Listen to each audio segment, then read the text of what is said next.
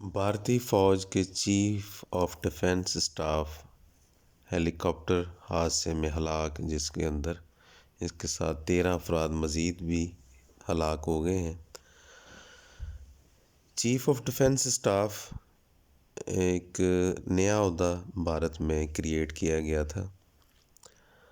پاکستان کی طرح پہلے چیف آف آرمی اسٹاف کا عہدہ ہی سب سے بڑا عہدہ بھارت میں تھا، لیکن 2019 میں جب وقت کے چیف آف آرمی اسٹاف جو اس وقت حادثے میں ہلاک ہوا ہے کہ اس کی ریٹائرمنٹ ہوئی، تو اس سے مودی صاحب کو کچھ زیادہ ہی محبت ہو گئی تھی اور مودی صاحب اسے جانا دینا نہیں چاہتے تھے۔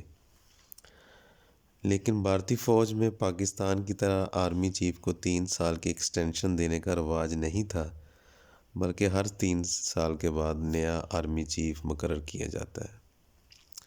اس لیے اس جنرل کو ہر صورت میں ریٹائر ہونا تھا۔ ایک طرف مودی کی محبت، دوسری طرف وہاں 3 سال کے بعد نیا آرمی چیف کی تعیناتی کا رواج۔ چنانچہ مودی نے آئین میں ترمیم کر کے ایک نیا عہدہ ایجاد کیا جس کا نام چیف آف ڈیفنس اسٹاف رکھا گیا۔ اس عہدے کا پہلا چیف آج ہلاک ہونے والے جنرل کو لگا دیا گیا اور یہ عہدہ بہت طاقتور تھا۔ اب بھارت کی تینوں افواج کی کمانڈ اکیلے اسی شخص کے ہاتھ میں تھی جس سے مودی کو محبت تھی، اور مودی نے اس سے نیا عہدہ ایجاد کیا تھا۔ دنیا میں پہلے یہ عہدہ برطانوی افواج میں ہوا کرتا تھا۔ اب اندر کی بات بتاتا ہوں۔ بھارت کی تینوں افواج اب خود کو اس شخص کا غلام سمجھتی تھیں جو ان کی نظر میں ریٹائر ہو چکا تھا۔ تینوں افواج کے سربراہان اسے اپنی توہین سمجھتے تھے۔ اندر کھاتے بہت کچھ چل رہا تھا جس کی وجہ سے مودی کے محبوب ریٹائر جنرل کے خلاف فوج کی نفرت عروج پر تھی۔